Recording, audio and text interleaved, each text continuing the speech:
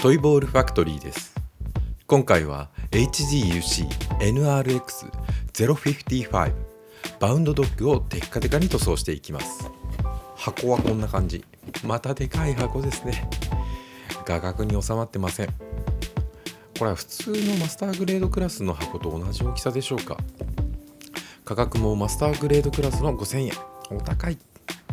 バウンドドッグが正式名称で、バウンドドッグじゃないんですね。今まで勘違いしてました。お恥ずかしい。それでは作っていきましょう。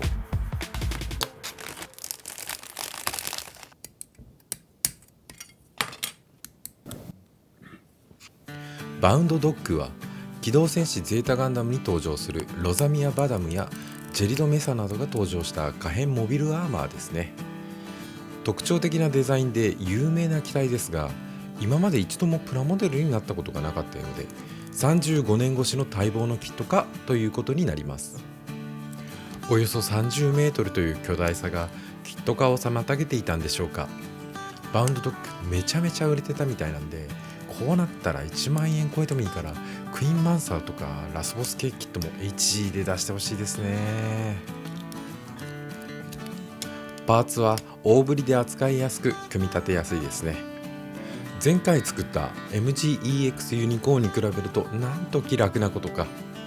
色分けもほぼ完璧で、頭部とすねにある黄色の色分けのみシールになっています。しかし久しぶりの仮組みです。カップヌードルとユニコーンの2台は仮組みをせずに作ったので、およそ1ヶ月ぶりぐらいになるのかな。めっちゃ楽しいですね。ガンプラはただ組むだけで達成感を得られるし、楽しいのがいいですよね。バウンドドッグの特徴ともいえる大型のスカートですね。ディティールも細かく入っていて、間延びする感じはそれほど受けません。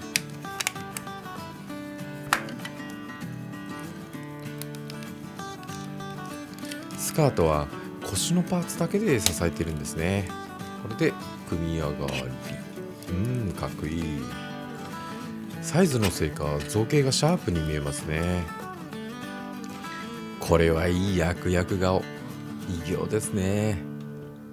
HG のオリジンガンダムと比較してみると、そのでかさが際立ちます。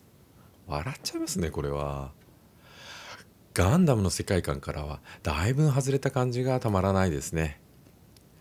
このピンクと紫の配色もいいですが、今回はオリジナルカラーに塗装してまがまがしさを強調してみます。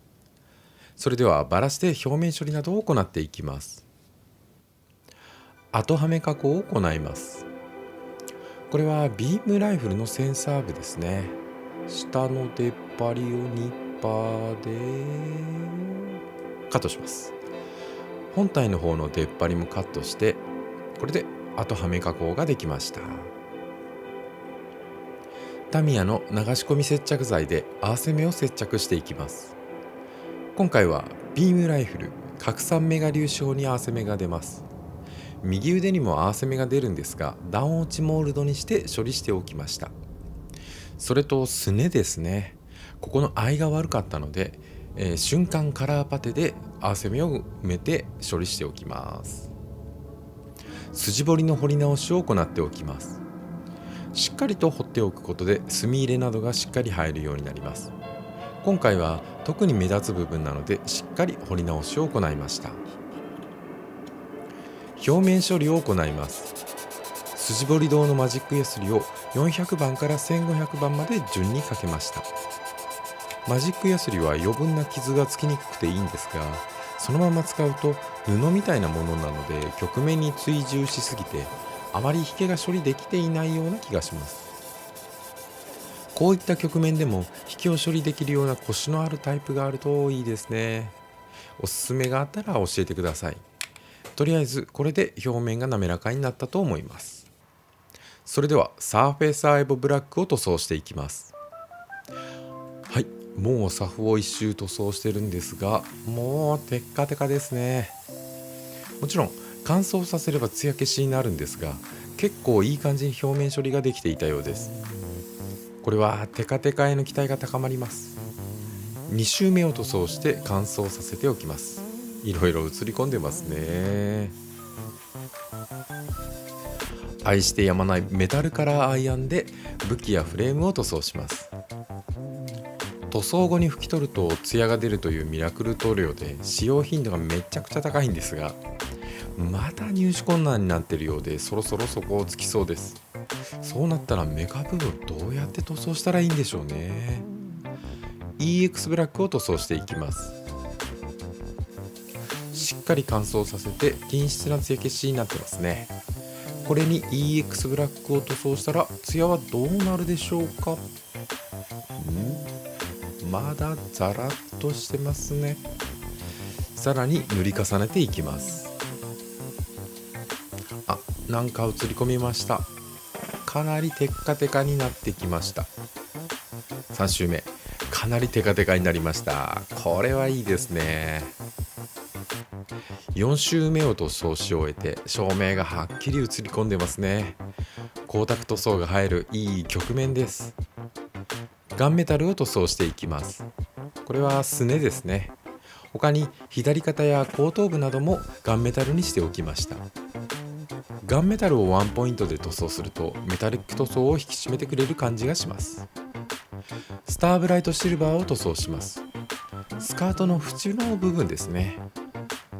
さらにスターブライトゴールドを重ねてみます。スターブライトシルバーの上にスターブライトゴールドを塗るといい感じになると聞いたんですが、なんか普通ですね。まあでも十分いい感じ。ゴールド塗装はまだまだ研究が必要ですね。 EX ブラックを塗装した外装パーツの表面を細かい番手のヤスリで整えていきます。このスカートをパーマンメットみたいにいろいろ収納できて便利ですね。乾燥して少し光沢が鈍くなりましたが、それでもかなりテカテカです。いいですね。1500番から3000番までのスポンジやすりをかけてサーフェーサーのなし地を整えます。削りカスが飛ばないように水研ぎをしています。下に濡らした使い捨ての紙布巾を敷いてカッティングマットが汚れないようにしています。これで良さそうかな。 EX ブラックを塗装していきます。ヤスリをかけたことでしっかり艶消しになってますね。さあどうなるか。1周目でテッカテカです。これは気持ちがいい。やはり曲面に光沢塗装は映えますね。これで2周目、もうテッカテカです。先ほどより反射がしっかりしている感じがします。ミスタークリスタルカラーのアメジストパープルを塗装します。めっちゃテカテカ。先ほどの塗装の後、乾燥を待ってもう一周 EX ブラックを塗装しておきました。アメジストパープルは変更塗料でバウンドドッグのまがまがしさを表現するのにぴったりかなと思って選んでみました。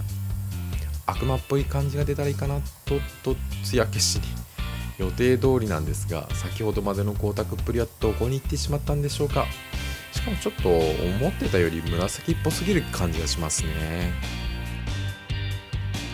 クリアブラックを塗装していきます。いつもなら変更塗料を塗装した後には EX クリアを重ねて光沢を出すんですが、アメジストパープルを塗装してみると思っていたより紫感が強かったので、クリアブラックを重ねて少し色味を抑えてみます。あれ、クリアカラーをメタリック系塗料の上に重ねるということは意味合い的にはキャンディー塗装になるんですかね。3周ほど塗装してさっきよりは上品な感じになったでしょうか。デカールを貼っていきます。配給パーツのゴールドのデカールを中心に貼りました。このデカールはメッキ感が強くて暗めの表面に映えますね。デカールの縁もほとんどなくて段差が気になりにくいのもいいです。今回使用したツールやマテリアル類は動画の最後、概要欄にまとめてありますので、興味のある方はご覧になってみてください。デカールを保護する EX クリアを塗装します。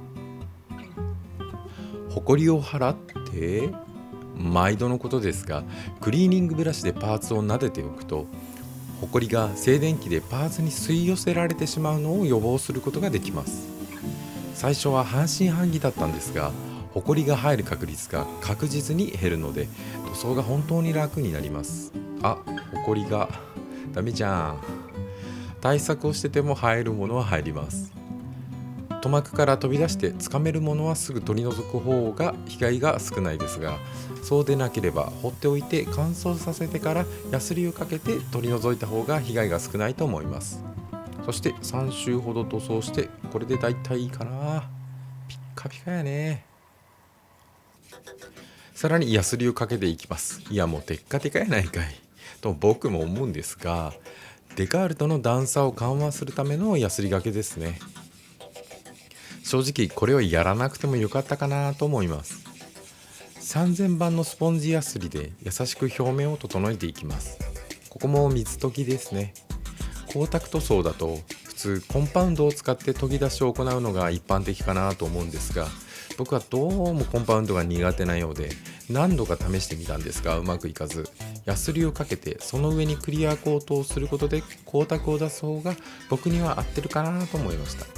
とはいえ時短でできるならコンパウンドはまた今度トライしてみたいですね。キムワイプで水分を拭き取って均一にヤスリがかけられているか時々確認しながらヤスリかけを行っていきます。これでいいですかね。いいかなと思います。これで最後の EX クリアです。3000番のヤスリで表面を整えたパーツに EX クリアを塗装していきます。エア圧高め、塗料の突出量も増やしてこってりと塗っていきます。もう1回目でテッカテカですね。さらに2回目を塗り重ねて厚みを増していきます。さらにダメ押しの3回目、こってりが過ぎる感じもありますがたっぷり塗っておきます。吹きつけた先がエアーによって乾燥して艶消しになるんですが、すぐにしっとりとして艶が出ています。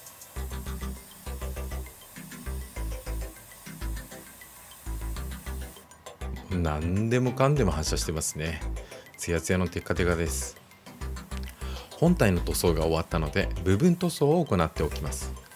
これはカメラアイですね。小さい。スターブライトシルバーを塗装した後にクリアグリーンを塗装して、乾燥後カメラアイ以外をアクリジョンの小鉄色で筆塗りしておきました。こちらはアクリジョンのメタリックレッドですね。スラスター内部を塗り分けとして塗装します。スラスター内部に塗装しても塗料は全て燃え尽きてしまうと思うんですが、こういうところは雰囲気ものですね。ちょっとムラができましたが、それもいい感じに見えるのでこれで OK。 アクエオスのゴールドで部分塗装を行います。ちょっと趣向を変えて墨入れを金色にしてみます。カップヌードルの時に使った手法と同じですね。雅な感じがして気に入った表現だったので今回再利用してみました。ゴールドを筆塗りで筋彫りに塗っていきます。めっちゃはみ出してますがこれでよし。不器用でも気にしない。ということでマジックリンの登場です。ガイアノーツのフィニッシュマスターにマジックリンを含ませてはみ出した塗料を拭き取っていきます。塗装をしっかり乾燥させておかないと残しておくべき部分まで拭き取ってしまうので注意が必要です。完全に乾燥させるともちろん拭き取りづらくなってしまうんですが、しかしちゃんと深く筋彫りをしていたので乾燥前に拭き取りでも良かったかもしれませんね。はい、これで綺麗に拭き取りができました。簡単。それでは組み立てていきましょう。スラスターの外側もアクエオスのゴールドで塗り分けにしてゴージャスにしてみました。スカート部分を組み立てます。めっちゃテカってます。ピッカピカですね。ほこりを払いながら塗膜を確認しています。特に問題はないようですね。ルーペの LED がはっきり映ってます。めちゃくちゃテカテカですね。スカートの縁の部分のゴールドのパーツを取り付けました。これはかっこいい。テッカテカですよ。こういうのが見たいんですよ。かなり雅な感じに仕上がりましたね。平安時代っぽいというか、なんかそんな感じの色味になったように思います。面白い仕上がりになりました。このテカリですよ。ずっと見ちゃいますね。本体を組み立てていきます。っていうか個人的にはもはやスカートの方が本体ですね。下半身をスカートとドッキングさせて、大きくて入らないのでズームアウトして、上半身を組み立てて下半身と合体。はい、でかい。頭部を組み付けて、首がこれ上下逆ですね。後で付け直しておきます。気にしない。でかい。みやび。かなりかっこよく仕上がったと思います。いやー、これはめっちゃテカってます。スーパーカーの三岡オロチのような雰囲気もありますね。これはまがまがしい。アメジストパープルとクリアブラックの組み合わせは偶然だったんですが、かなりかっこよく仕上がりました。これはテカテカに塗装した甲斐がありましたね。ということで HGUC NRX055 バウンドドッグをアメジストパープルを使ってオリジナルカラーでテッカテカに塗装してみました。35年越しの初キットか、左右非対称のまがまがしいスタイリングと30メートルという巨大なサイズが圧倒的な存在感を醸し出す異形のモビルアーマーバウンドドッグ。変更塗料のアメジストパープルとクリアブラックのキャンディー塗装によってその得意な姿を表現できたのではないかと思います。非常に良いツヤが出たと思っていたんですが、気温が低くなってきたせいか乾燥に時間がかかっていたようで、完成した後ターンテーブル撮影までちょっと間が空いてしまったんですが、その間に若干ツヤが減ってしまいました。まだまだ修行が足りませんね。ということで HGUC NRX055 バウンドドッグテッカテカ塗装でした。それではまた次回の動画でお会いしましょう。トイボールファクトリーでした。